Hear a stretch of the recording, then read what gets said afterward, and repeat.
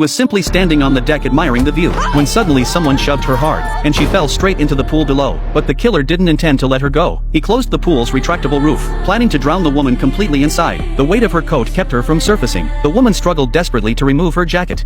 But it was too late. The pool was now fully enclosed by the roof. That's when she realized this was the guest cabin's viewing pool. She frantically pounded on the glass, desperate for attention. The woman lying on the sofa spotted her.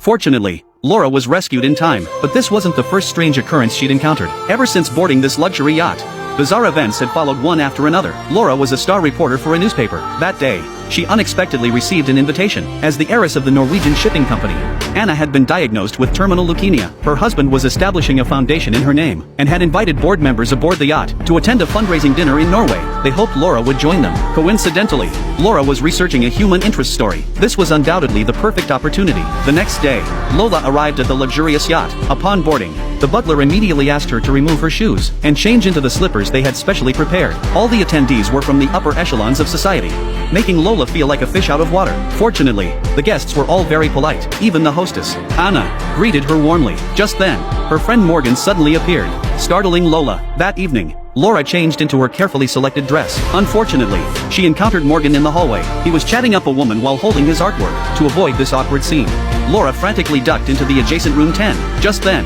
a woman emerged, staring at Laura in surprise. She then put on her hat and walked back to the bathroom. Realizing her intrusion, Laura apologized and hurriedly left the room. Little did she know this marked the beginning of a nightmare. At dinner, Laura was instructed to fetch Lady Anna. She arrived first at the study. Soon after, Anna arrived as promised. Leukemia had taken her long hair, yet her speech and demeanor revealed an elegant, intelligent woman. She greatly admired Laura's work, speaking for those who needed a voice. She then revealed why she'd summoned Laura to review her speech for the upcoming gala. Only then did Laura learn Anna planned to donate her entire estate to the foundation. Moved by Anna's selflessness, their conversation flowed pleasantly. Before departing, Anna invited Laura to continue their talk the next day. Yet that very night, tragedy struck. Lola, fast asleep, was jolted awake by the sound of arguing. She slowly made her way to the balcony, drawn by the noise. The next moment, a loud splash echoed through the air. Lola abruptly leaned over the railing to investigate. Sure enough, she saw a figure floating in the sea. Then, turning her head, she saw a bloodstained handprint smeared across the glass. Without a moment's hesitation, Lola alerted the crew. Instantly,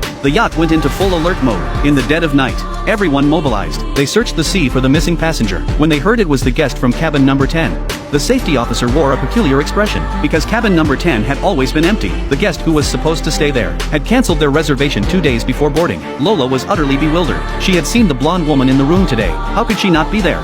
Even stranger, when the crew searched all passengers, everyone was accounted for in their rooms. No one was missing, and the bloody handprint on the glass door had vanished without a trace.